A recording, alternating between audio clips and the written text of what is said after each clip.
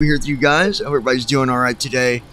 Today we're going to be doing a sneak peek final review for this is week 22 for TFM with the 737. So got some exciting stuff to talk about. And I've got Andy here with us, the developer of TFM. And then we got our other guest. We got Declan with us. Declan, welcome to the live stream, man. It's good to have you here today, man. Josh, got Josh with us here as well. Josh, welcome, my friend. And then again, of course, go ahead. Oh, yeah, absolutely. And we got Andy. Andy, welcome to the... Yeah, welcome back, my friend.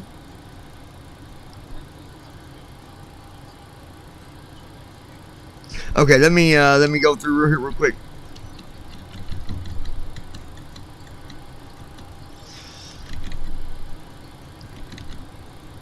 Let's Okay,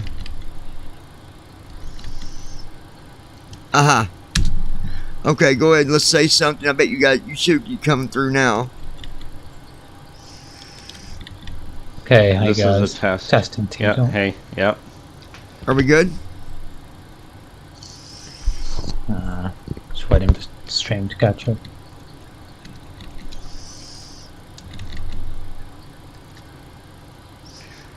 There's a couple things I can uncheck. I just gotta see. Yeah, that's coming through fine now. Okay, good deal. Because it's weird if I uncheck, like, I've got a thing for YouTube, like if I do a YouTube review, but if I uncheck that and you guys are talking, it's like a double of you guys. I don't know. Freaking OBS, man. It's just one of them things. But all right, good. We're good to go. It's probably because you got desktop audio and Team Talk unmuted, so it's probably gonna come back as double. No, I keep my desktop muted. I don't use desktop. I keep that muted. All right, so we are good to go then. Guys, we've been waiting on this for a while, and here we are. We're finally here, and a lot's going on. There's been a lot happening these last few weeks. You know, you got and I'm going to tell you guys real quick too, we're going to be doing 2020 as well, but it will be a separate live stream. Okay, so we're not going to put it all together because that's on a different computer. So, and I've got to get one more thing that I need for it so that I can go along with the live stream as we're talking about stuff. So, but yeah, so here we are. Andy, I'm at a gate. I've got all the cheerleaders outside the plane jumping around. We got the keg of beer. Me and Declan's keeping the ice on the beer. Homebrew beer. Wow. Right. That's right. BVI beer, huh? Yeah. That's right, man. Well, to make things clear, this is the final update before the next preview comes out. This is not the finish of the 737. There's still a little bit to go. So we probably have about another 2 or 3 weeks left before we can say it's actually finished. Now, folks, just so you know, you're looking at the title, and I know it says final review. It is the final, or I thought it was. That's what I was. Yeah, no, it's the final. Okay. Sneak peek, right? Private. Yeah, it's. Well, no, it is the final.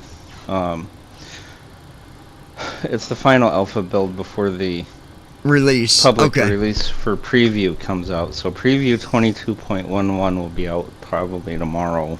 Okay, gotcha. So there we go.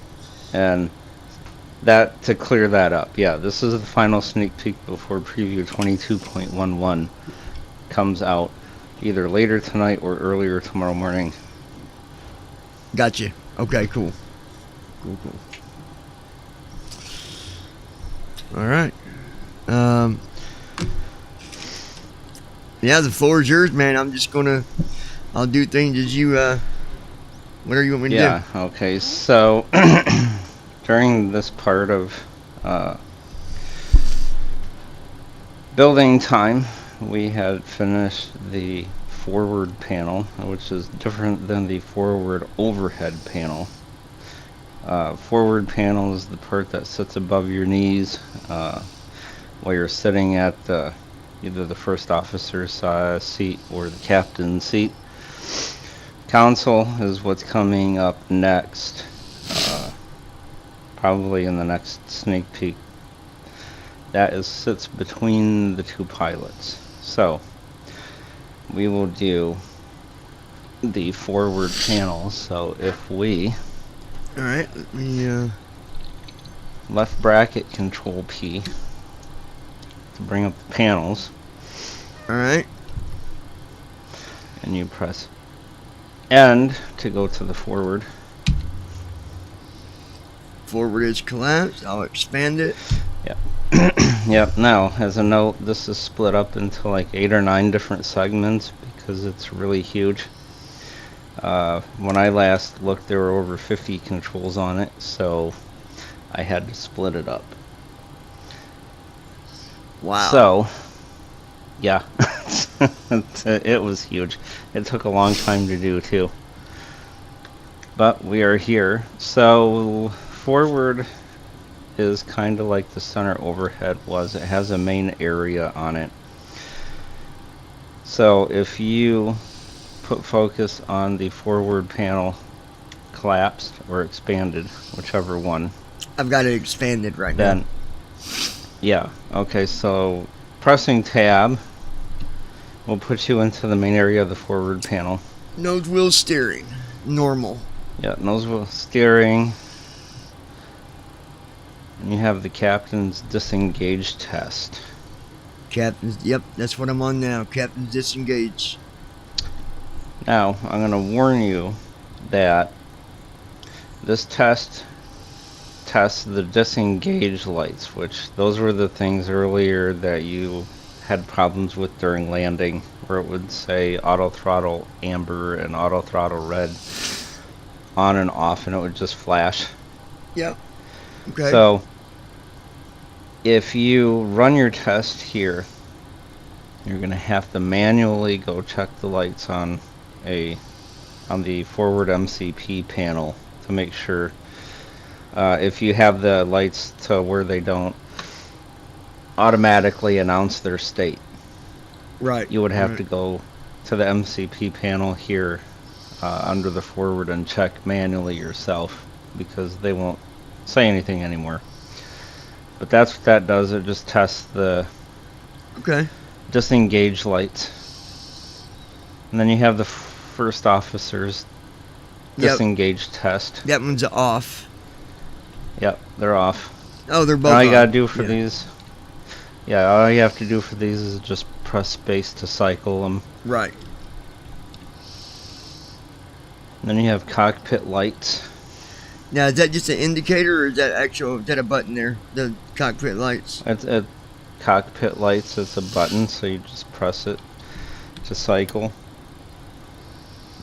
It'll go between bright, dim, and off.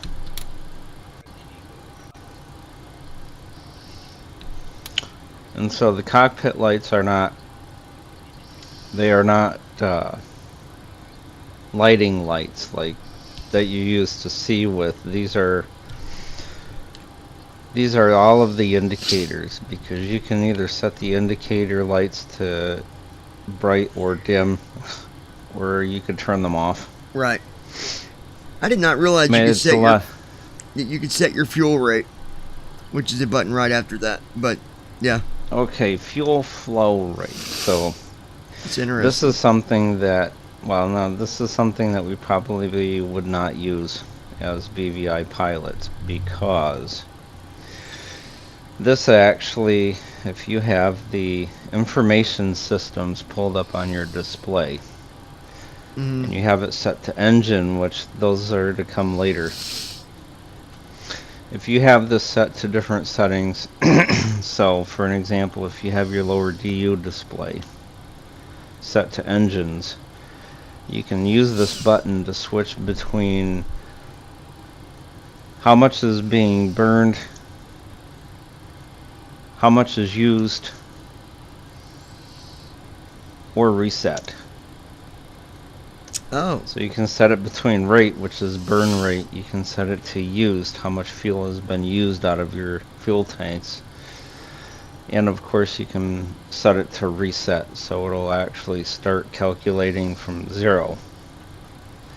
But this is not usable by us, but I figured I would put it in here because there may be some people that have residual sight enough to see the DU displays and might want to make use of it. yeah. Then we got indicator, left below glide slope indicator. Yep. Yep. So the left and right below glide slope indicators are indicators used. They turn on if you're too far below the glide slope to catch it. So you could look at that, Useful. you know, yeah, that could be definitely Yeah, useful. and then Left FMC indicator. yep, you have the left and right FMC indicators. So if the FMC pops up an error or a warning or something, then these two lights will turn on. There's one for the captain's side, one for the first officer's side. Okay, and then we got stab out of trim indicator. Yep, stabilizer out of trim.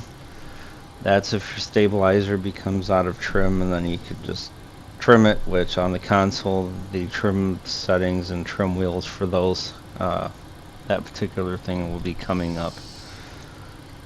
Anti-skid. And then you have the anti-skid in-op light. So this will turn on if your anti-skid system is inoperative, which means it will not work because it's malfunctioning for some reason. Yep. And that's going to take us back to, Alright, that takes us back to the forward. So now yep. you want to expand it and then down arrow to MCP.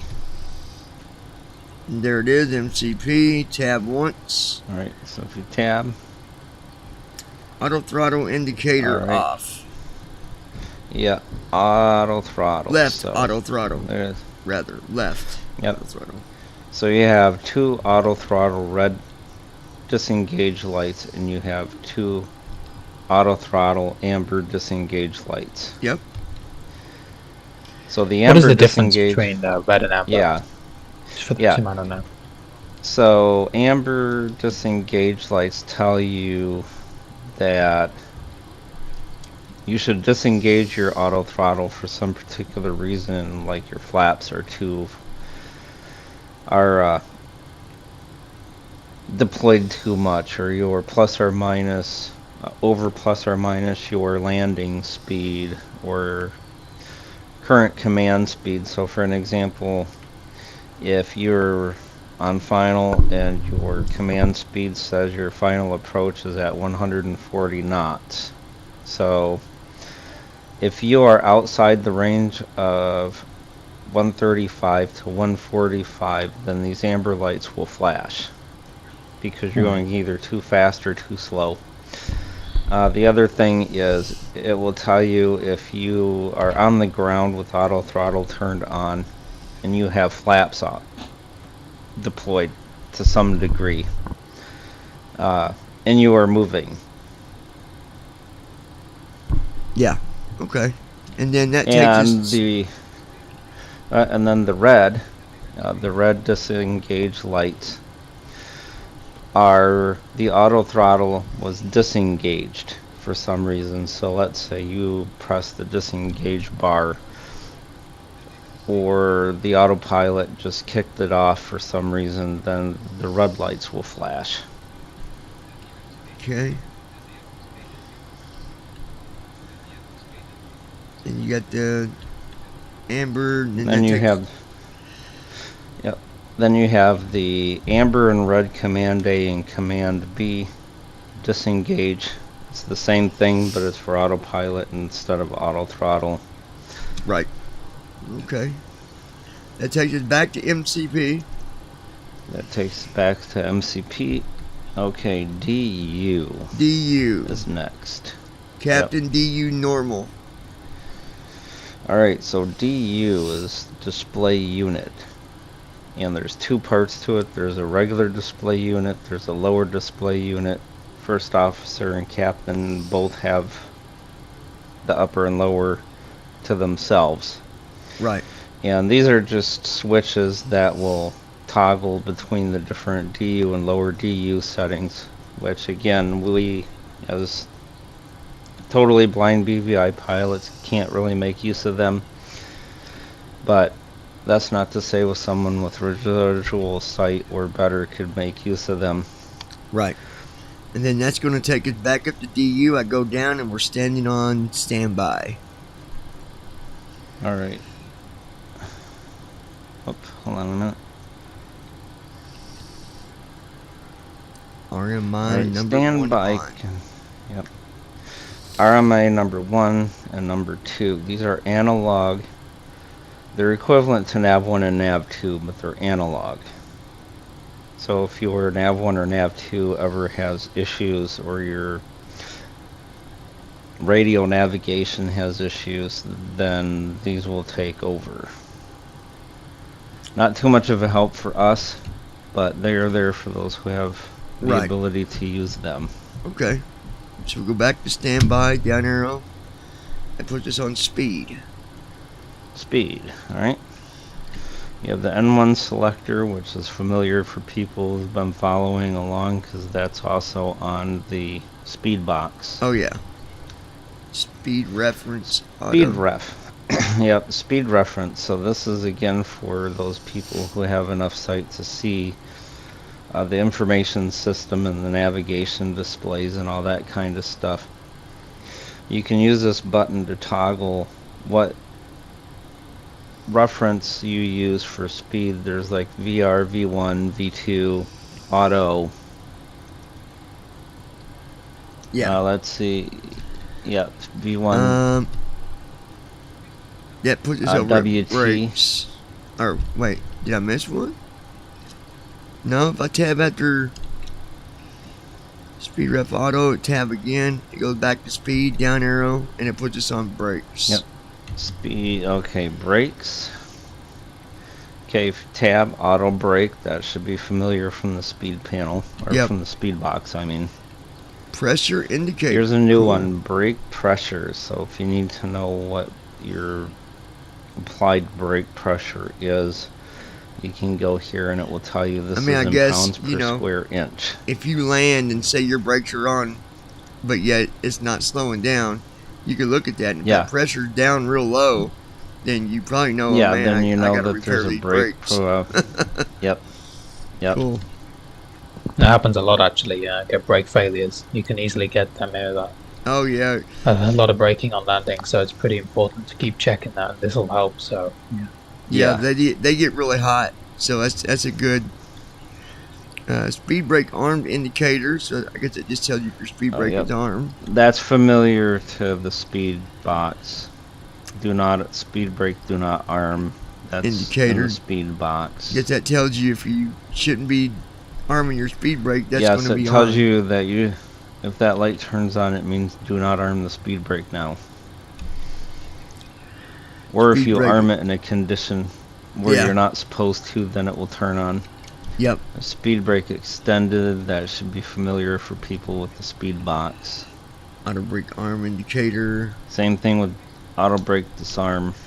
Alright, that puts us back to brakes. Go down. Now we're at flaps. This is new too, I know. Yeah, so left flaps needle indicator. Left and right flaps needle indicator. There's been times where people said, okay, I go check my flaps with right bracket L, and it says flaps in motion for an unusual amount of time. And they didn't know if it's actually working or if it's supposed to be like that. So now what you can do is if you extend or detract your flaps and it's taking forever for it to stop, you can go into this forward panel, go to flaps, and you can look at this left and right flaps needle. Let me see if I can see if it's actually moving or not. See if it'll move for me. Go back and look at it. Okay, so I move my flaps out. Let's take a look at it. Put them at flaps 40 just so it gives enough time.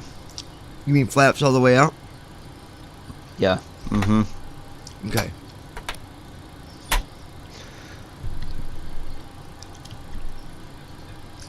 Okay. Left flap still says 0, 0. Flaps in transit. I think it's because of, well, maybe they're not going to go all the way out because I think it's got to be running, fully running. Because I hit it, but it's not saying. Let me see if it says. Let me see. It's keeping it at 0 in the setting I'm at. In the short setting, Yeah, I believe the jet's got to be on. that very well may be. But either way, it would show you here, guys. Yeah, so I just extended mine. And as I keep using my NVDA read current line, 1.24, 1.5, 1.9, 2.64, 2.7. But you're not in the short setting, are you? I just want to make sure, like. No, I'm fully powered up. Oh, okay. Yeah, Okay, 24.28. So you have both of those, so if you have any question about whether your flaps are actually moving, then you go here and it will tell you if it's actually moving.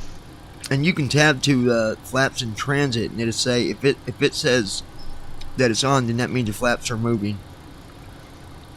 Yeah, the flaps in transit, that's if they're moving, that light will turn on to let you know. Okay. Flaps extended. This will tell you if it's extended anywhere past flaps 1. And then it puts you back to flaps. If I go down, gear 1. Gear. Yep. Well, gear. You have gear down button. So this will actually drop the gear. It will drop the gear. It'll also pull the gear back up again. It'll cycles between up, down, and off. Then you got Off nose means gear it's in locked. transit. Oh, go ahead. Yep. So then you have transit indicators. You have nose gear, left gear, right gear, and transit indicators. Which basically means your gear is actually moving. And then you have gear locked indicators. You have nose locked, left locked, and right locked. Means that your gear is actually turned off. Which is a good thing to check, especially if you are on longer flights, because if you don't, hydraulic fuel or fluid is still moving throughout the gear mechanisms, even though it's up. Yeah. And you could suffer a burnout. You or might a have some lockup trouble or getting that something. thing back down. That's Yep. for sure. Yeah. And you can get So it's individual nose gear failures on the PMDG, so it's always good to check that just because TFM says, you know, it gears down, that all your gears are down.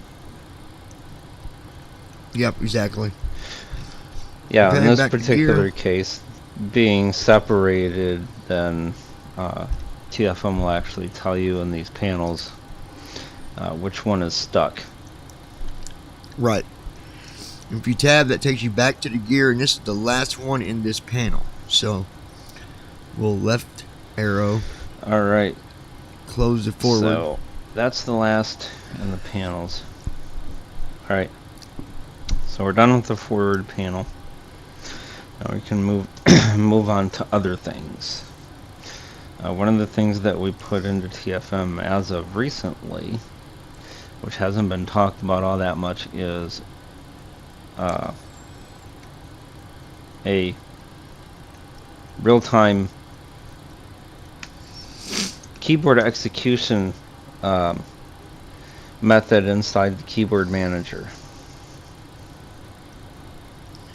So that means that you should be able to arrow to a keyboard function in the keyboard manager and press Alt E, and it will execute that particular keyboard command. It's good for those people who don't like to remember everything or who cannot remember what their hotkey is they're wanting to use. So what's the command to get to that so I can pull that up and show them? I thought it was, if I remember, I thought it was right bracket control K. Okay, I'm gonna close the panels thing here. Okay, so right bracket control K. No? It might not pop up or anything.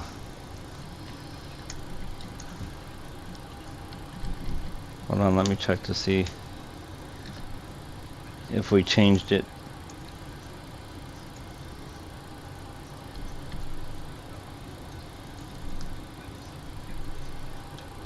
Oh, let me close that. Right bracket control K. Yeah, that don't. Okay, here we go.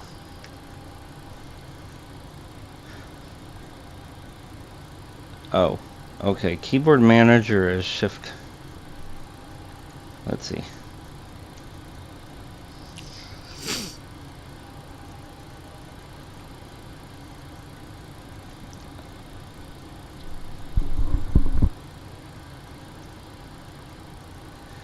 Okay, that didn't turn out right. Alright. That must not be linked up or something. Hold on a minute. Because... Well, worst case, you can just go through and tell us. yeah, you would have to enable it. You'd have to turn it on from the context menu. Okay, so to get to that right bracket, are you talking about like the settings menu? Yeah, so... right bracket control comma. No, it's not right bracket control comma. If you go to the system tray, find talking flight monitor, and you do shift F10. Well, yeah, but I can't do that with the preview build. It's not. It don't load in the. It. Oh. Yeah, okay. That would make sense. That's why I was thinking I could get to it the other way, but that's just gonna put me in the settings. But y'all do need to know that the command for settings now is right bracket control comma. Just so you know that. If you want to get the settings, that's what you got to use. The shift question mark. I'll have to. That's out. Yep. I have to look into this before I push the build and see if I can't get the keyboard manager to come up. But in either case, there is, if you're arrowing up and down through the list of keyboard commands, if you press Alt E, then on a command, it will execute it from the keyboard manager. The next things do work, and this is a pretty cool thing people's been asking for quite a while. Jump to runway and jump to gate. So yes, great feature. Jump to runway is right bracket control R. Right bracket control R. Yep. Let's see, right bracket control R. And as you can see, guys, it put me in the airport edit box. You type in the airport there. Yep, type in the airport code. So I'm at JFK, so I type KJFK. Hit enter. Yep, it says 8 runways loaded, at least for me. I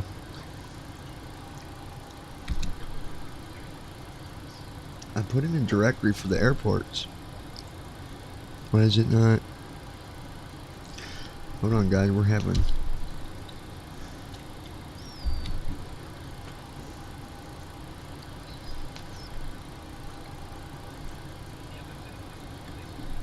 Hold on.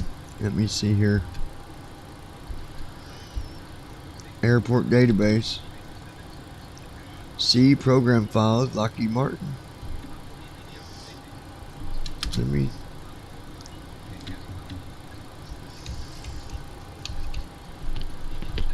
Hold on, guys.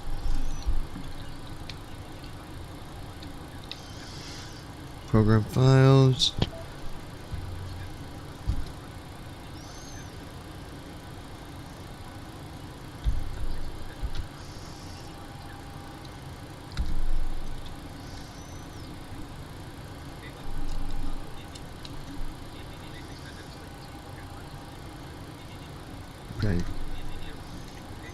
Let me hit OK here again, see if it works now.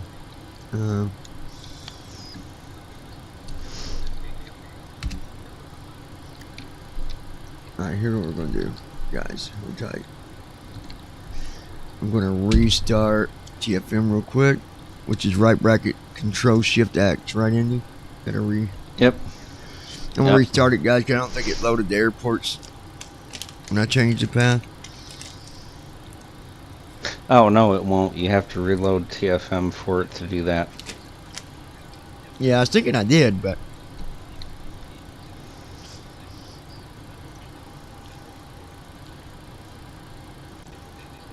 There we go, airport database loaded. Okay, so right bracket Control R.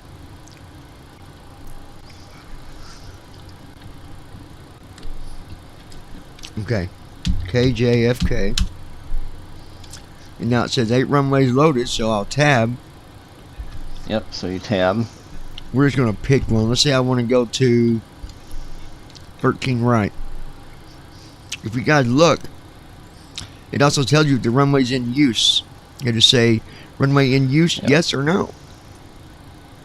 Yeah, so it gives you the name of the runway, in use. Thomas ain't on the runway. That's good. That's good. That's good. It gives you the true heading. Yeah. It gives you the length in feet, it gives you the width in feet, and it also tells you whether takeoffs and landings are allowed. Now I'm going to hit enter and simulate that for them, Andy. Does it still pause or no? I can't remember. No, it does not. I took that out. Okay. It had a pause bug, guys. He was just trying to mess with my head. It would pause. Yeah, it's right. like, I'll show Johnny. No. So you hit enter and just wait for it. It don't take long. Now, when this says in use, just out of curiosity, is that linked up to VATSIM where it'll know if someone's on the runway, or does that just mean if it's active in the scenery? That just means that it's active in the scenery. It won't tell you whether or not VATSIM has use of it or not. Okay, gotcha. Yeah, just wanted to make sure so we don't get confused and people think it's VATSIM. But okay, yeah. Well, it's just sitting here, guys. I don't know what it's doing. Come on. What are you doing? Did you take a nap? Okay, here we go. There we go. It just took a minute. Okay. So now we're on runway 13R. It takes a minute, I think, because it Nandy, has to redraw scenery. I'm gonna change subject real quick. I'm gonna point this out because we initially nobody really realized that there was a bug, and I'm gonna talk about this. When you do right bracket, Shift C is in Charlie. Now there's a difference on what that should be doing when you're on the ground or when you're in the air. So talk about that, Andy, because we realized it the other day that it should tell you where you're at when you're on the ground as far as where you're sitting. So, go ahead, Andy. Yeah, so there's a bug if you do right bracket Shift C. It does two parts. One, it tells you if you're on the ground. It will tell you if you're at a gate, taxiway, or runway and what its name is. And if you're in the air, it will tell you the city you're flying over. There's a bug where if you do not put in your Bing Maps API key, that while you're on the ground, it will tell you that a Bing Maps API is required for this particular operation, and it is not. Now, if you didn't have a Bing Maps API key, what should happen is if you're on the ground, it will tell you what gate, runway, or taxiway you are sitting at, and if you're in the air, it will tell you that you need a Bing Maps API key. Now, every now and then, you guys, it don't do this at every airport, but some airports, it might say the name of the area instead of the runway you're on. It doesn't mean you're not on a runway, but sometimes it could mean you're off the runway. Yeah, it's hard to know, really. It could be a scenery problem. It could be that runway doesn't exist. It could be that you are not actually on the runway that has been defined. So The only way I know when those mess up is because I've done flights where people's watched, and I'd say, hey, am I on the runway? Because it said, so like Detroit's good for it. What was the other one? I can't remember, but anyway, that's little stuff, no big deal. So yeah, that isn't anything. TFM can't do anything about those particular instances. We'll simulate the gate too. Yeah, all we can do is check to see if you're on the gate. Yeah. Or taxiway or runway. So for gates, it's right bracket control jump to G. Gate. Yep, right bracket control G. It has a similar type of form. Type in airport, KJFK. Hit enter. 177 gates here. Yep. Holy. And then you can pick one.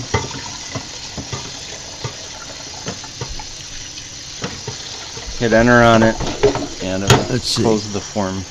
It will close the form and jump you to the gate in question.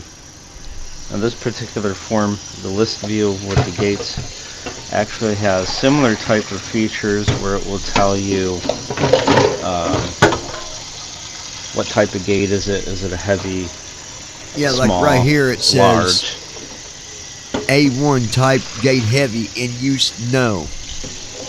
So we'll just go to that one. It'll tell you if it's in use or not. Hit enter and we'll just jump to the gate. This is a good feature because no longer do you have to do the GSX thing where, is it just me or have you guys been through this before? Like you're trying to move to a gate or a runway and you got to go to the second page of the list. So you got to hit 0. And sometimes on GSX, I hate it when that. Oh, such a pain in the butt, man. Yeah, and the menu doesn't always read because it'll close before you get to it again. Yep. Or for whatever reason, it's just, or people don't have GSX to jump to the runway. Yeah. So there we go on that, guys. Now we can jump to our runways, to our gates. No reason to be stuck on a runway. Yeah. And there's going to be future updates to these jump to boxes. And you should be able to sort by all of the columns, like in alphabetical order or in reverse alphabetical order. Like maybe you want a heavy gate, not a small gate, or you would be able to filter out. So let's say, I'm in a 77. I already know right off the bat I'm going to need a heavy. Declan, I'm going to let you take over talking to him for a minute. I got to do one quick thing on the side real quick. So if you don't care to stand up, take my spot for a minute. Alright, yeah, go for it. Alright. So, there would be filter options and things like that for, like, in that particular instance, I'm at a 77, I know I'm going to need a heavy gate. So, in the future, there will be a thing that says what gate type you want, then you can choose heavy. It will filter out and leave all the heavies in the list. So you know that you don't have to sort through hundreds of thousands of gates just to get to a heavy. Right, yeah, that's very cool. And I guess you could also do the same with runways. You could perhaps filter by length. If you know you're in a heavy airplane, you're going to need a long one. I mean, this is great, guys, because you can really look at the details.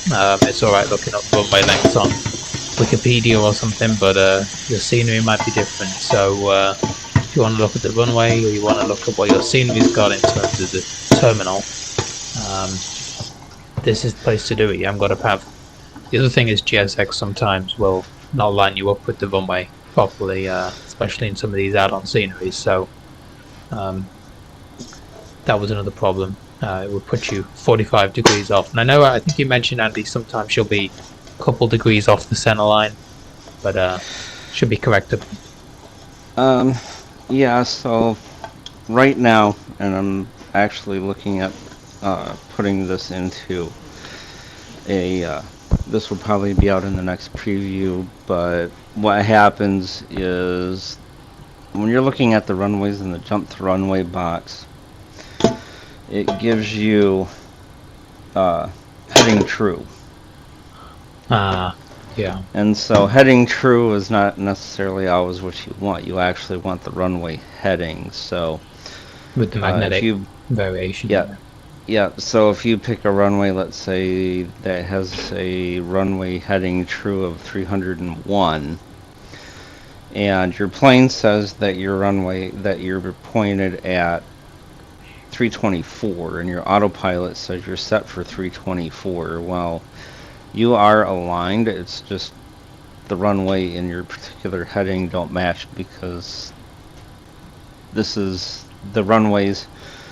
Jump to runways is actually only caring about the compass direction, not necessarily what magnetic variations there are. But that will be fixed in a later build. Right, that's great. Don't know if there was another direction or another new feature you wanted to take this in handy after the panels in the runway. Yep. And so you could filter on anything that's in that list view, then you should be able to filter on at some point in the future to make it easier to find the actual gate or runway that you're looking for. All right, looking folks, into possibly we're looking into taxiways, especially with FS 2020, because we don't know what the current status of that is. hold on. Did I just hear you say you're going to do taxiing on TFM? No, what we said is we're going to look at taxiways in 2020 because we don't know. I'm going to get loads of emails now. When's taxi coming out? I want that taxi. No, here's an idea. Now you guys can correct me if I'm wrong here, but from the research that I've heard about the holding points, I wonder if we could well, Hey guys, I'm back from dinner. not all holding points, but don't most of them are dedicated to a number, to like, you know, the holding point for this is at such and such coordinates, or is that not really? Not necessarily. The hold short is what I mean. The hold short. I thought they were connected with a GPS Hold short number. of the runway, yes. There is a way that we could possibly get the airplane to hold short of the runway.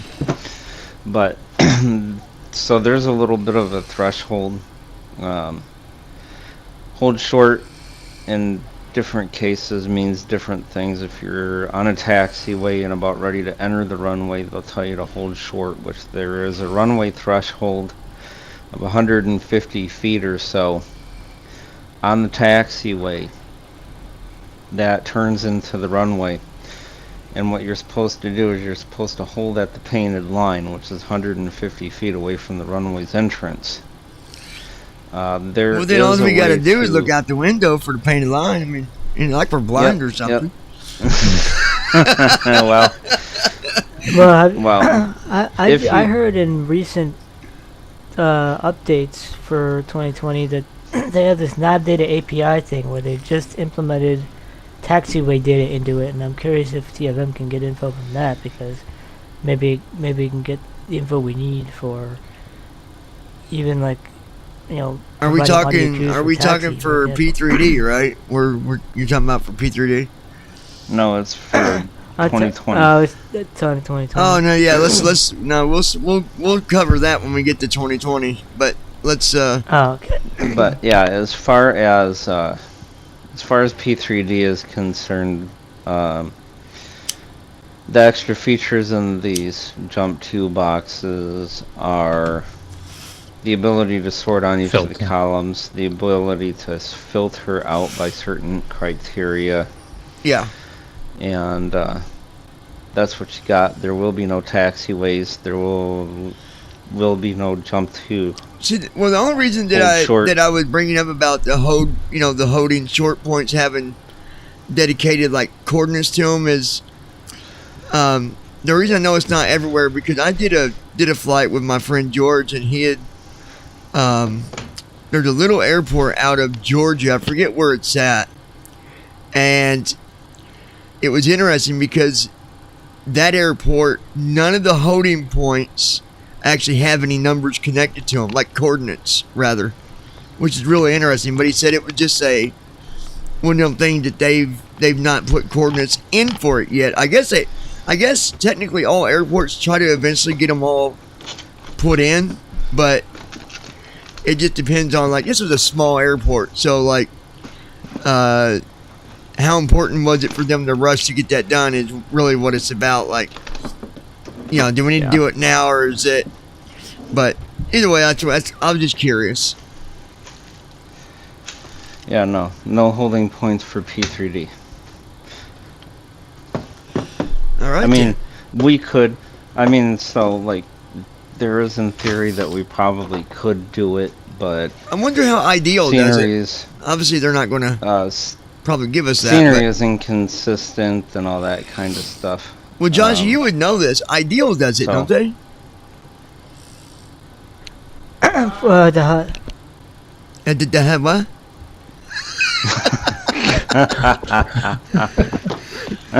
I think Ideal Mother does do of it. It has a whole Ideal short, does. Ideal does have a hold short.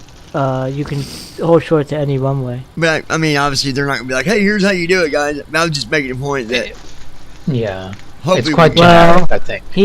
Yeah. I think he has his own scenery indexing. Oh, thing. It's like not he built big his own runways or index anything. for it. Yeah. So it's not even tied to the coordinates, probably. Yeah, which Okay.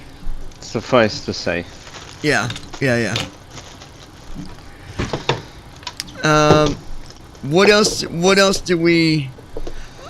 Oh, there's something else we've not talked about yet. Are we talking about? Are we talking about the online feature? Oh, yes, VATSIM features. I didn't know to bring it So- up. It's like, man, I'm getting ready to pull a Yeah, trigger here. no. Yeah, no, you're good with that. So there's a VATSIM feature where if you go to user interface, I believe it is, and you tab over to a checkbox that says VATSIM mode. If Is there you a check hotkey that I can box- use to pull that up? No. There isn't. You'd have to do right bracket, control comma, and then go to user Oh no! I mean, interface. I've already got it checked. I mean, to pull up the hotkey to pull up the window. Oh yes, it's right bracket P.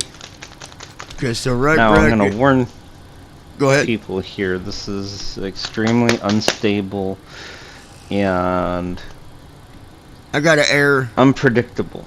Yeah, it's It extremely says unstable and details, continue or quit. Should Yeah, I just quit it? Just quit it. well, if you hit quit, then it'll shut TFM down, just to let you know. Let's hit continue and see what it does. Okay, Yeah, okay, here we continue. You go. continue and then close the dialogue. No, it's up. Yeah. It's up now. I don't know what the error was. I should have hit detailed, but So the error basically says that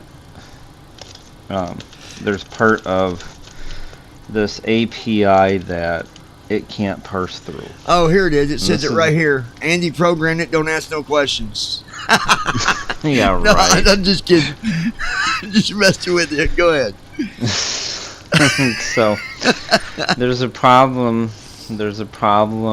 with getting data, and I think Rob, he's making his own VATSIM app for iOS devices and stuff. He's actually gotten a hold of me and asked me if I had the same type of problem, and so we are actually saying we have the same problem. So Now, just I'm not. know that this is There's nobody highly on the list. Is that unpredictable. normal? That I'm not seeing nobody? Yeah, you're not seeing anybody because it canceled it. Okay, so I'm just going to close that window. Yeah, just close it. It canceled it. It's highly unpredictable, and we think it might be a VATSIM thing. Here's what I'm going to do, you guys. I'm going to open up, and I'm going to say this only one time. I'm going to open up the chat. Any ridiculous stuff, and we'll just close it. I mean, that quick. So, I say that for the ones that help us get more views, the trolls. So we'll open it. And I do want to thank the trolls. If you are a troll, thank you, because you're just helping us out. I appreciate it. I really, really thank you.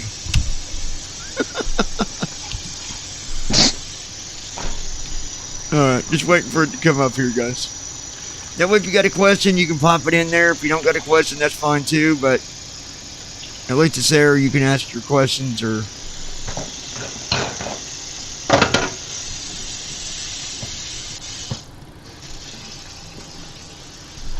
Just want to remind people while we're here as well that we got the podcast on Sunday. I know we got a couple emails that I've had, probably other people have had about 2020 and stuff. So that's going to be on another video, I believe, with Johnny, right? And also the podcast on Sunday. Another video tonight. Yeah, and it'll be a podcast on Sunday. Leonie said that I seriously hope this would be a great alternative to FSO. We can't talk about those features at this time. Yeah, but however, we will be doing a video about 2020, so just keep your eyes and ears open. But what I will tell you is the podcast, like Declan said, that's coming up on Sunday. Is it, we doing that at 2 Eastern, Declan, or 1? Either one works for me, but I didn't know what time. I believe it's going to be 2 Eastern, and okay. We'll probably stream it live, and then it will also be edited and put up on the usual platforms to remove any excess. Okay. Moments where we're just figuring things out. We're going to be over YouTube. We're going to do it live on YouTube as well, correct? Is that what you're wanting to do? I think so. We can do a Q&A. As usual, if we get troll messages and things, then we'll pull the Q&A part of it, so it'll be a shame, but we can have a Q&A section at the end. Yeah, Leonie said he meant first officer, not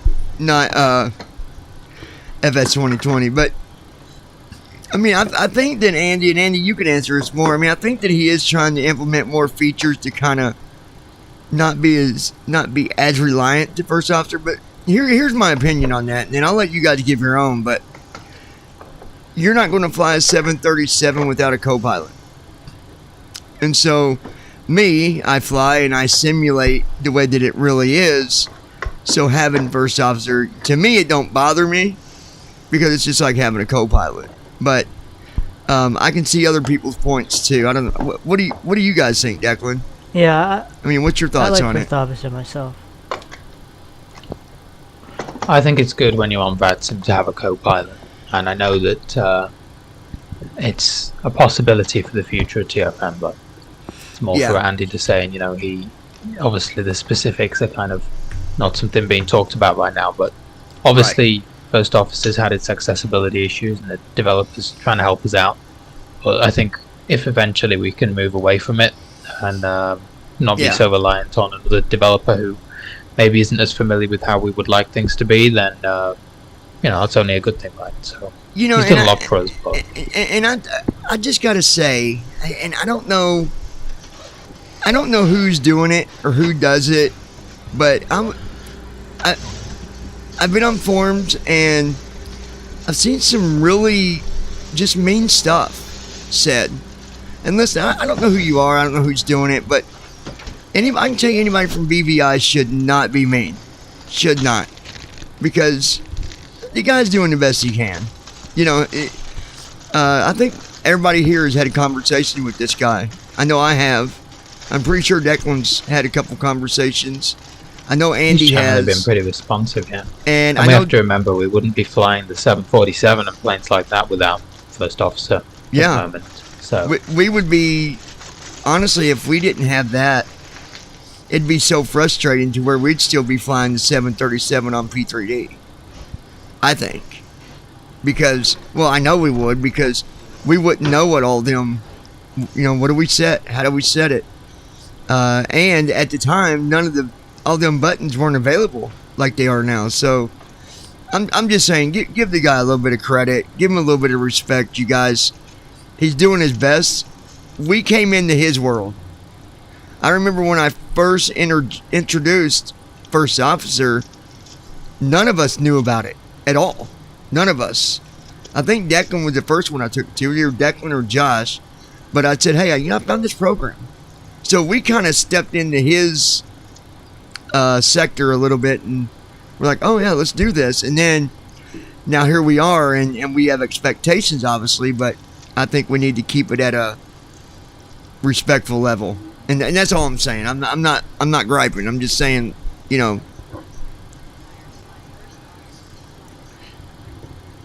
Leone says, wait, is it absolutely required to buy a First Officer to fly the 737? For P3D, I'm going to say you're going to need First Officer. Declan, what would you say? Because we don't do guarantees on live stream, only on the podcast, but I would say yes. I think it depends what you want to do, so that it is possible to fly without First Officer now, especially with the TFM features that are coming out. I know people who have done full flights without First Officer. I would recommend it myself. I think if you're a beginner, it's very useful. Unless you want to read hundreds of pages of manuals, then it's a great starting point. But yeah, you don't absolutely need it, but I think it's very useful. So basically, Leone, if you're looking for something that's going to really help you, you know, go through the process of getting your jet set up, from dark and code, First Officers will set everything for you to where you wouldn't need to go and read the manuals. Because I can tell you, before First Officer, the only thing we was telling people is read the manual, read the manual, read the manual. Because we were reading the manual. We were trying to figure it out. And, you know, could we have took off on the runway? Sure, we could have. With it already started up. But that takes away, we would not be able to fly on bat sim with it. We wouldn't be able to do the whole simulating of being at the gate or doing the pushback. So if you are new, okay, he says, I'm definitely a beginner. I'd like to fly without it, but you're right. Time to shell out the cash for this. Yeah, I'd say so. Long story short, I'd say just, it's not that much. I forget. How much is it, guys? It's not much. Like $40, $30 bucks. I don't know. Bucks. 30. Actually, you might be able to get a discount on it right now, because I know for 2020, if you buy it through, if you request it for 2020, you can get 20% off by sending him a payment through PayPal. You actually may need to email him, because when you go to the Buy FSFO page, it only implies you can buy it for 2020. Yeah, right it's now. only showing for 2020, Leone. Let me do you a favor. I'm gonna put my email right here.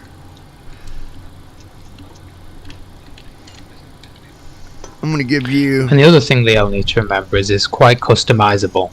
So once you've figured out from what it's doing, okay, I know how to fly this plane now, you can turn off a lot of the help features and just have it do certain things, but you take on more responsibility. So you can, you know, you're not stuck with it kind of doing everything forever. Right. Okay, Leone, what I did was I put my email in the chat. If you can email me, I will email you back.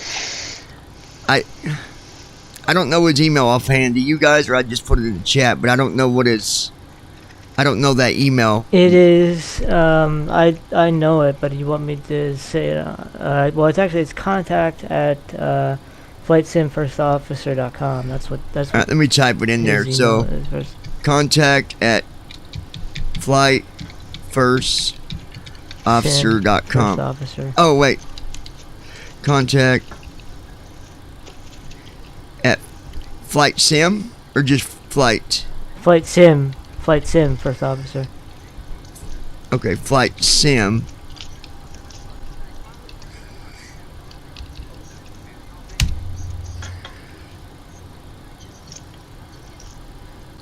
Okay, so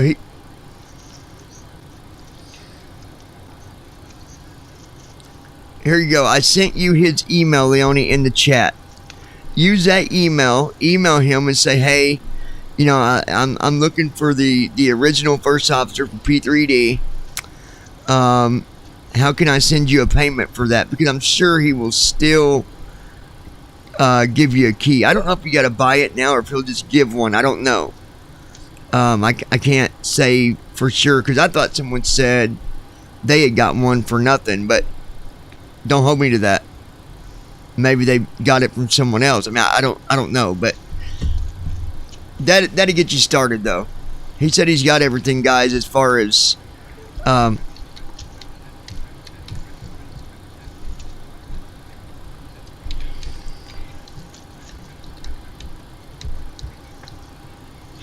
bought P3D in the 737, and I've already got FSU IPC set up and everything else. I just don't know how to get off the ground. You're going to need first officer, bud. You bought the PMDG 737, right? I'd say, I mean, what do you guys say? I think he needs it. He's a brand new pilot. I think you need it, buddy. A lot of time. It's going to save you a lot of headache, I think so. Yeah. It'll help him in the beginning, yeah, for sure. Now, once you fly for a while, you could very well, because now the 737's got every button that you would need. But the thing is, you need to know what everything he's doing step by step. And you know what all the buttons mean and when to use them. Well, and there's a step that you can do. You can activate the TFM. What's that database thing where you can actually look at what is going on? TFM database. Yeah. So you could check mark that in the settings to save TFM. That'd be a different video because there's a lot to that. Or I don't know if we did. We did a video on that. I think if you go back and look. Yeah, we did a video. I think when it was released, yeah. So yeah, we did a video on that already. If you go back and look at the video titles, you'll find one of them where we talk about the TFM database, and that'll help you with that. But either way, for now, first officer, man, you know, you're new. You don't need all the stress. You're just trying to have some fun. I'd say first officer, hands down. Score. Yeah, and TFM is making its way eventually to automated checklists and first officer type of things. Leonie said, "Thanks for the help. It's overwhelming, but it's a lot of fun at the same time." So he said, "Thanks to you guys, to all of us. That's what we're here for, man. I mean, we all fly, but yep. One of our other ultimate goals is getting more people in the sim and sharing the the accessibility and just the joy of being able to fly in these outstanding aircraft." It's funny, kind of off the side of the subject here. I had a dream a couple of nights ago that we were flying the A320 with TFM, Declan. Like, it was just like we was flying in the 737 and TFM was reading the panel and like everything. It was a really good dream. I was like, man, I'm gonna go back to sleep. I'm gonna fly again. That was a wow. Dream of the future. That was yeah. There's just a lot to that. Totally different conversation for another day, but so yeah, TFM. Andy's working on making it work with VATSIM. I think maybe I wonder if the error would be because I didn't have VATSIM loaded. Maybe. I mean, I don't know, but no, it shouldn't make any difference. Oh, okay, gotcha. So that's still a work in progress, right, Andy? Is that my understanding?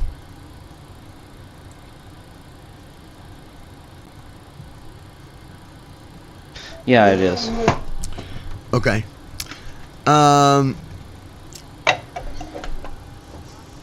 Leonie, probably not going to be doing VATSIM stuff for a long while. Last thing I need is to look like a fool online. I definitely need training. Let me tell you something, Leonie. You saying that right there by itself, that There's sons of probably the people that act like idiots. yeah, that makes us feel better to know that you're someone that says, hey guys, I'm gonna go try VAT Sim tomorrow. Hopefully I'll do good, but if I don't, oh well. That would be more worrying. Yeah. Yeah. It's good that you're being conscientious and wanting to read up and learn. Yeah, absolutely. That is cool. Let's see. Alright, this is coming from Facebook because they can't go through this for some reason. Facebook doesn't work all the time, so I'm looking at it on my other thing here. Emma said, what is the difference with the 37 to the A320? It's just making it read different panels. Or is that a totally different programming situation? Yeah, the programming is different, Emma. It's not. Yeah, the programming on it. The airplanes. Yeah, so the airplanes themselves may be somewhat similar to the onlooker, but on the inside they're completely different. You know, it's like if you were to be an engineer and you were to look at a 737 and a 320 from an engineering perspective, in reality they would be similar to the outward appearance, but once you got into it from an engineering perspective, they would be totally different, not even the same. Yeah. So it's the same thing here with the programming interfaces that we're allowed to use. The engineering is quite different. One day I think we'll have it, because I mean I think that, you know, we've came a long way with technology and being able to. I mean, in the beginning, I never saw us flying this, you know, as quick as we are, and here we are. Yeah. Do we have a release date for the final build when this is coming out? It's okay if not, but I'm just curious.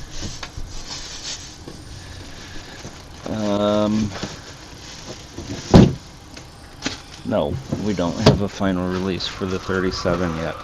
We're estimating at this point probably another 2 or 3 weeks, but you know, that's what we have. So yeah, so roughly 2 or 3 weeks.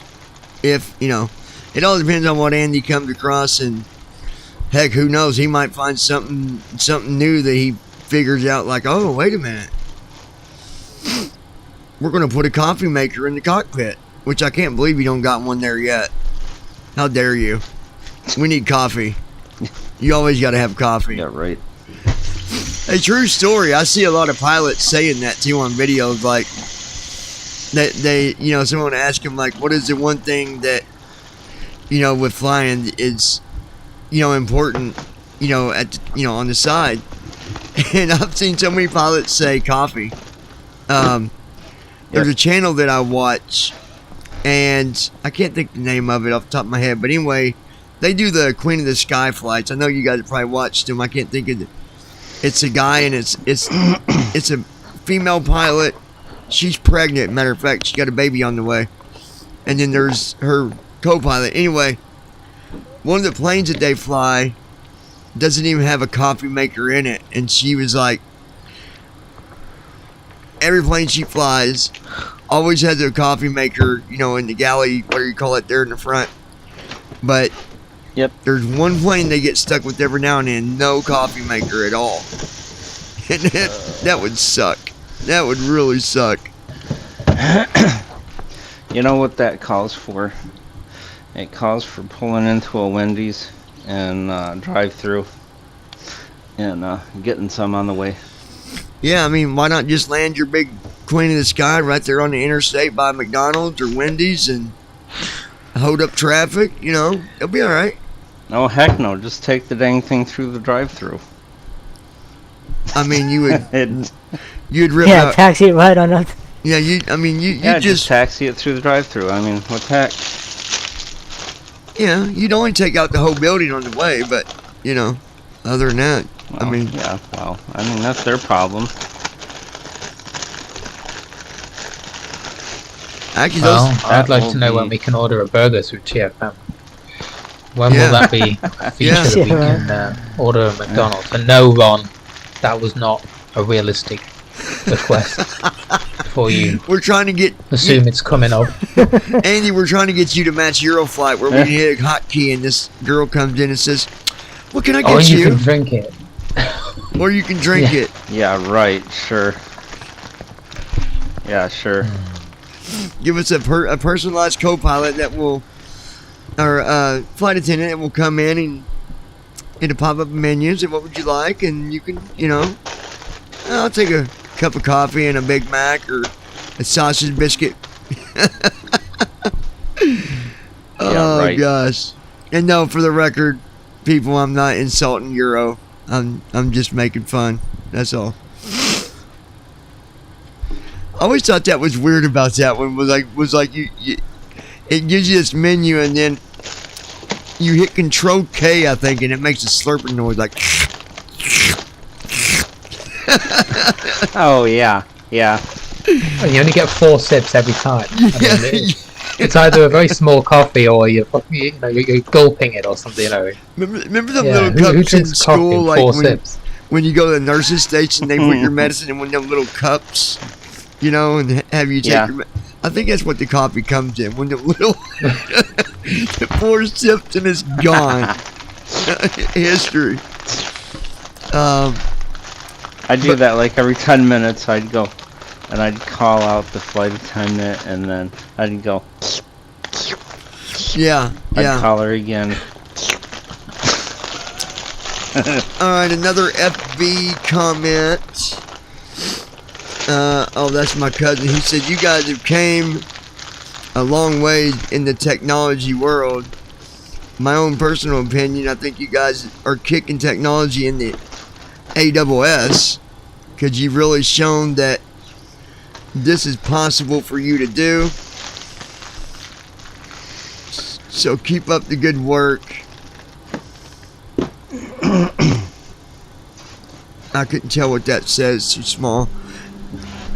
I mean, I think we're doing good. I think technology is. It's amazing where we are, really, if you think about it. Andy, let me ask you a question. Did you ever, the whole time you've been going through programming in college before that, let's just say before that, did you even have a want to be able to fly in sims back then? Well, what got you here? Oh yeah, so one of our community members, so I'll actually start out and I'll say when I could see, this is back in 93, 94, when I could see.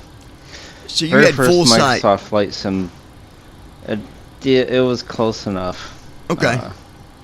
Yeah, I was on the borderline between fully sighted and visually impaired. So you was like me. You could see you could see good enough to see cars coming down the road, read signs. I mean, that's where I was at one point. Yeah. Yeah. Okay, go ahead. And so Microsoft had this flight simulator, so they first came out with it, probably the 9X versions and earlier. It was when they also had Microsoft Spaceship Simulator too. And I bought it, and I thought this was pretty cool, and I was going off the experience that one of my uncles gave me in his Cessna trainer, where we went up and we flew around for a while and stuff like that. So, of course, when I found Flight Simulator, it was a really cool idea. Now, you mean you actually went up with you? So you got a real uncle that flies? Is that what you're saying? Yeah. Okay. Yep. And so I saw that they had Microsoft Flight Sim out, so I went and bought it. Thought it was pretty cool. Installed it on my Windows 95.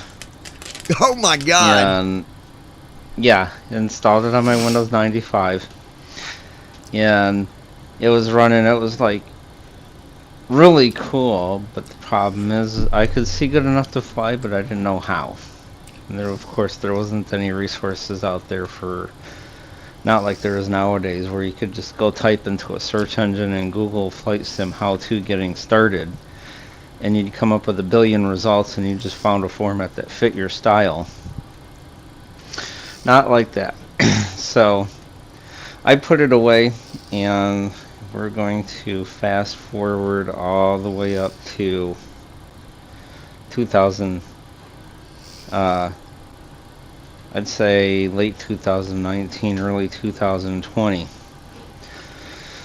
And I'm not going to put their name out here because they're not here to defend themselves, but everybody here will know who I'm talking about. One of our community members put out like serious amounts of hours worth of videos on being able to fly, and it wasn't just the fact that they didn't put how-to guides out, it was just them flying. It's like, really, how in the world do you do this? They also had an NVDA users email post, and it said flying with Ideal Flight Special Edition. Like, what? So I read this email that they had sent to the NVDA's list. Yep. Go ahead. And so I read it, and it's like, how in the world is that even possible? So some of us sent her an email off the list and asked her, and she replied to the list and said, for everyone that's interested, I didn't even expect this, but I'll put some stuff together in the next 6 months or so. So she never did get a chance to do it, but I followed watched just about every 380 something hours of videos that she had up there at the time. And I'm like, okay, so how does this actually work? Because I'm kind of curious now. So I found Declan's how-to guides on Tramp and a couple of other things.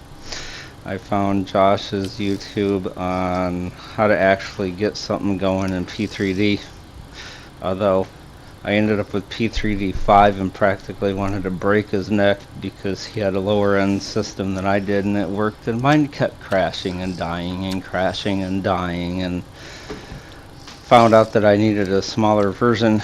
I didn't say, where the hell was BVI Pilots? But I guess it's before I was even simming, I guess.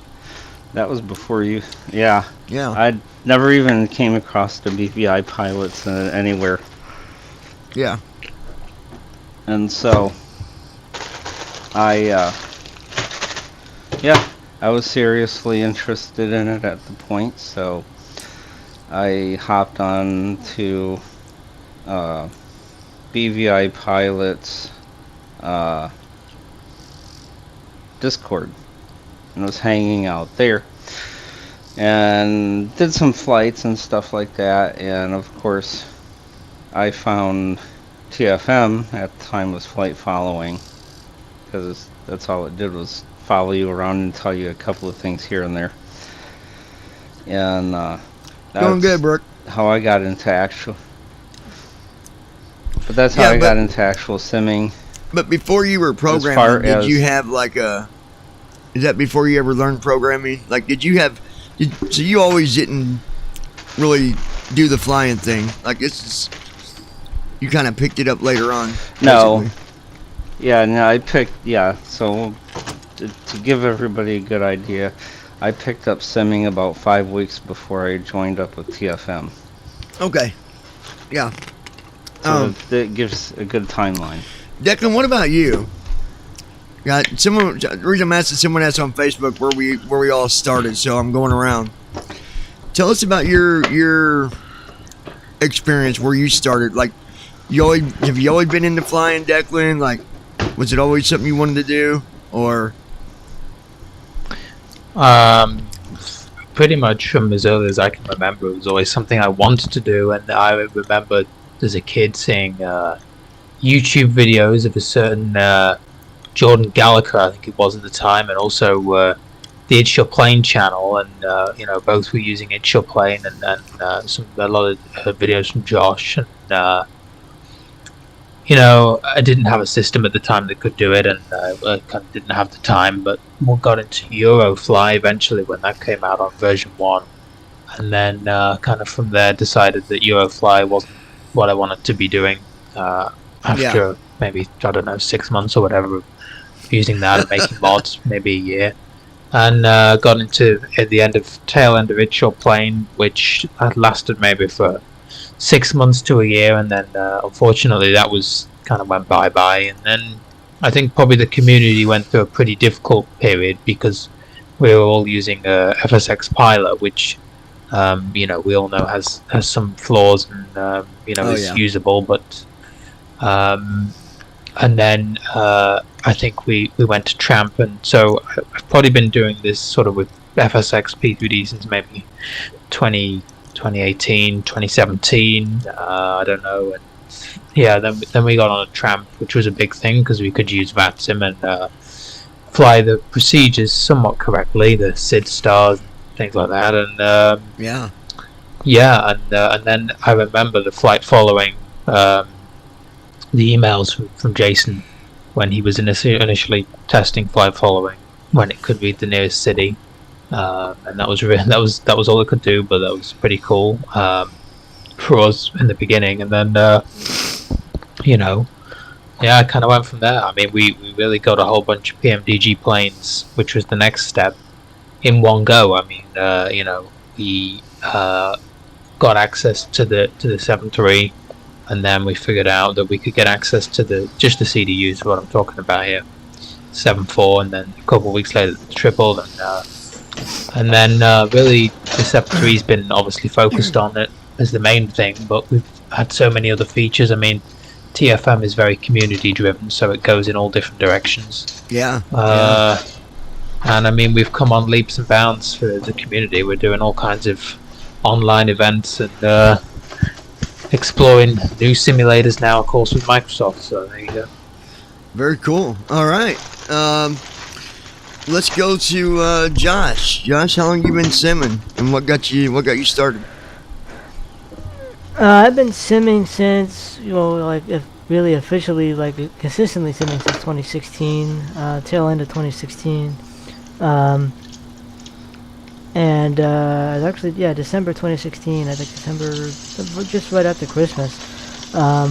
And I got into it a long time ago, but never really, set it up or anything, because Scott Shade, who did several demos and stuff of a previous helper assistant called FS Navigator, which is now FS Tramp. It's the same type of premise, even developed by the same developer. And he was putting those demos out on Blind Cool Tech and other blindness specific podcasts to try to get people into it. And FS Navigator wasn't it was pretty hard to use. You had to use, first of all, you can only use it with JAWS. NVDA wasn't around back then. So you had to only use it with JAWS, the JAWS cursor.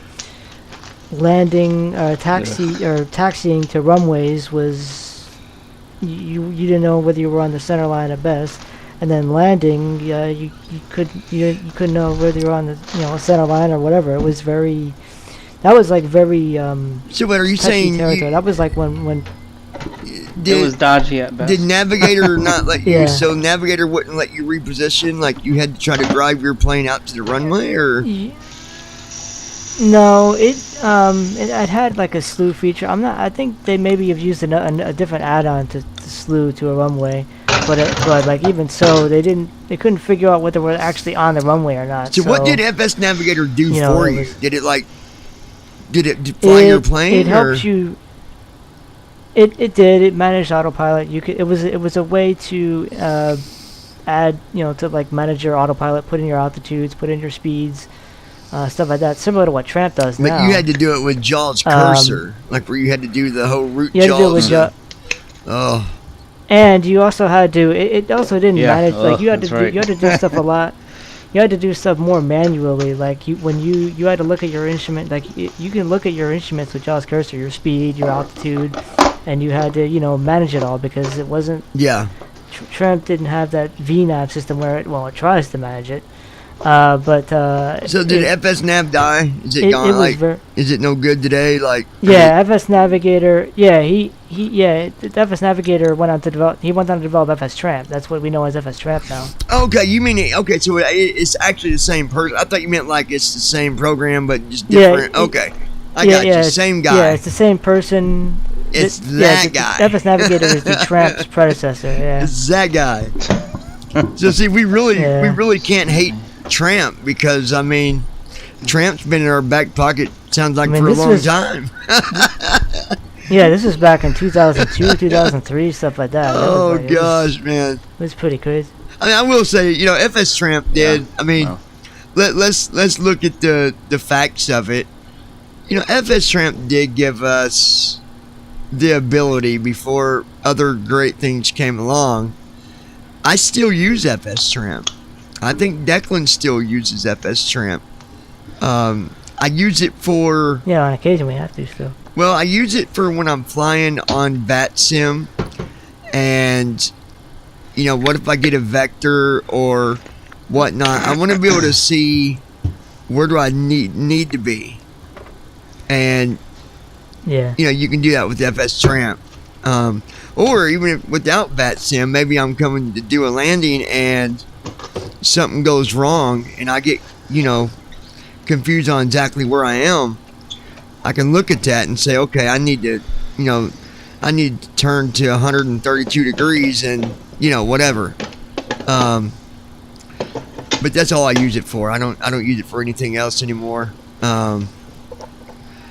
But I mean, as for where I started, I mean, it's pretty much publicly documented. I have an entire playlist on YouTube where it's literally my first flight ever with the interplane tutorial with the freaking somewhere to Toronto.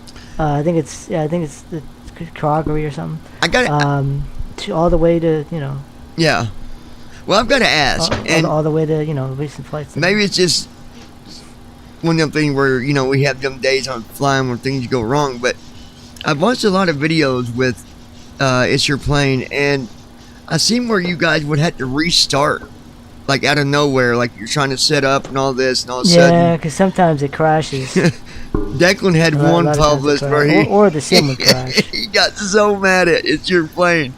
He's like, I got to restart this stupid thing again. If you had to do all the checklists and go through all the procedures, I mean, would it crash? You couldn't really miss something. Like, what would make you all restart though? Like, did it just crash on sim, you? A lot of times the sim was unstable and would crash. Yeah, I mean, it was a 32-bit application, I think, as well. It was, it really needed an overhaul, even if the guy hadn't, had health issues and had it removed. It needed to be probably redone from the ground up, really, but... Yeah. So, last but least, you guys can help me out here, because I'm thinking I've been simming, this goes on 3 years? 3 years now, I think it was 3 years ago. Yep, and as a matter of fact, I didn't even know about simming at all until Josh and, Brandon actually told me about simming. And I started asking questions because I've always been an aviist. I've always been about airplanes and stuff like that. A hobbyist, you yeah. Like aviation. Yeah. It's always been something I really enjoyed.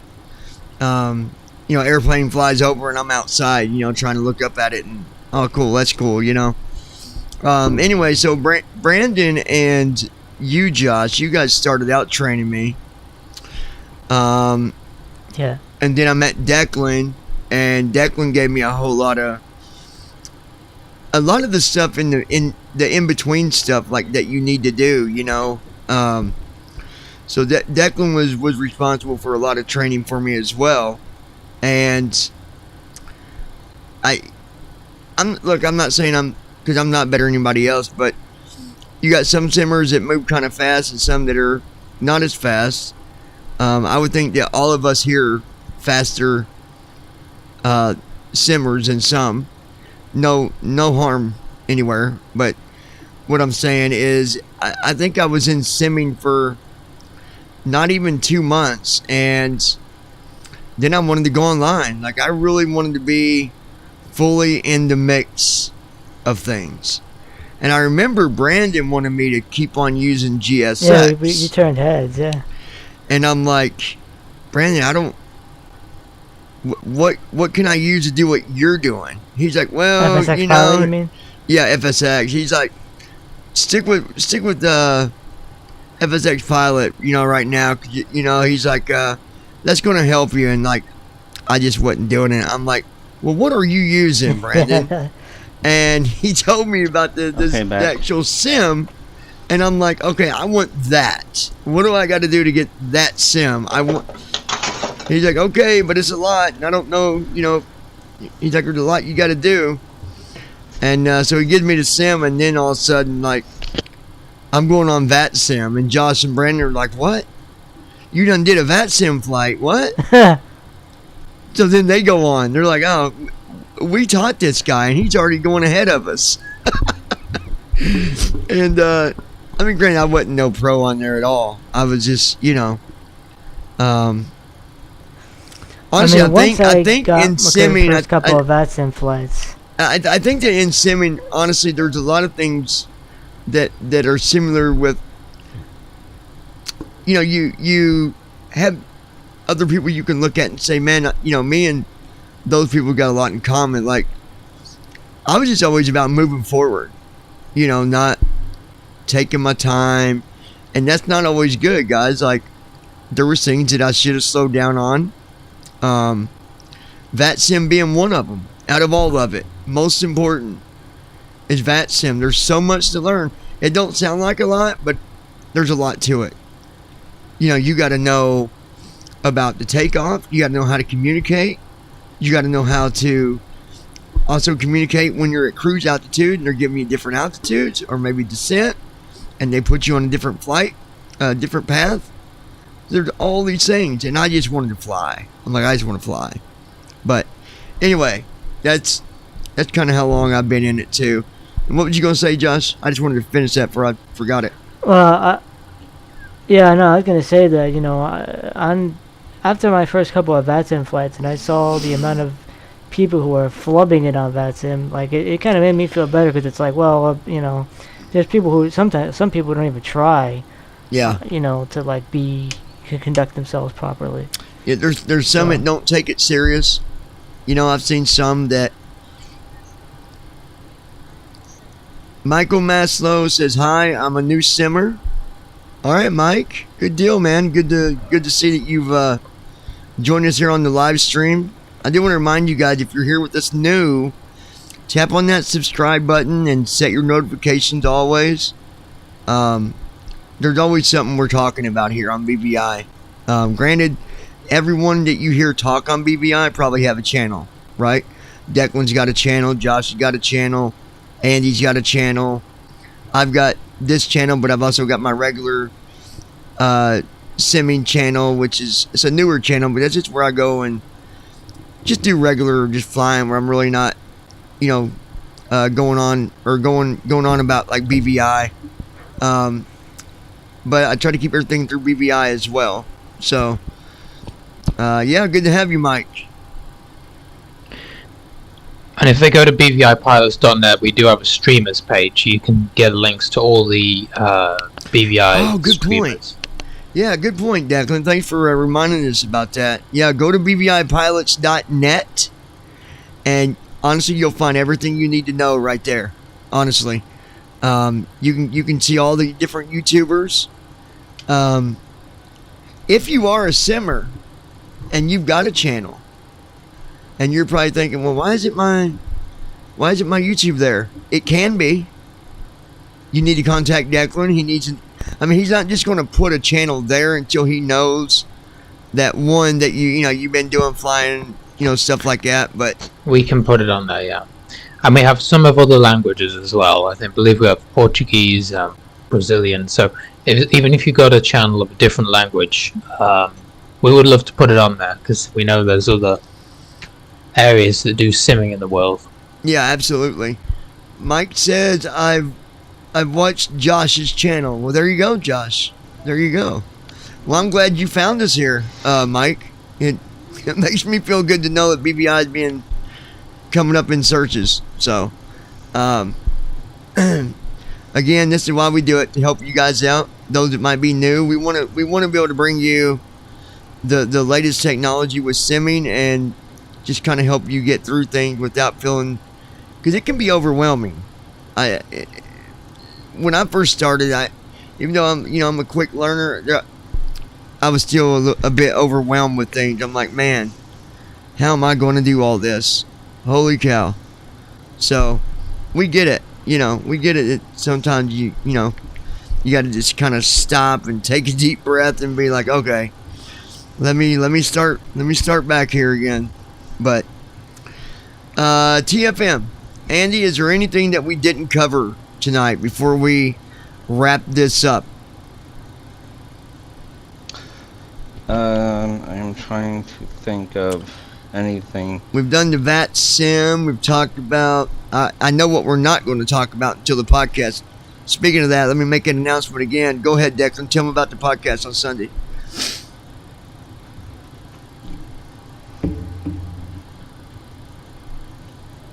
Oh. Hold on a second. Here we go. He might be. Hold on one second. He might be doing something. On Sunday, we're doing our podcast, you guys, and it's going to start at 2:00 p.m. Eastern Time, and we're going to be talking about 2020 and some other TFM stuff. I'm not going to tell you what, because I don't want to ruin it, but it's pretty cool stuff that's going to be happening with TFM. If you're wondering, you'll be able to listen to it through. Declan's going to live stream it. I'll probably live stream it here on BVI. That way, if you don't have the podcast app or whatnot, then you can listen to it through YouTube.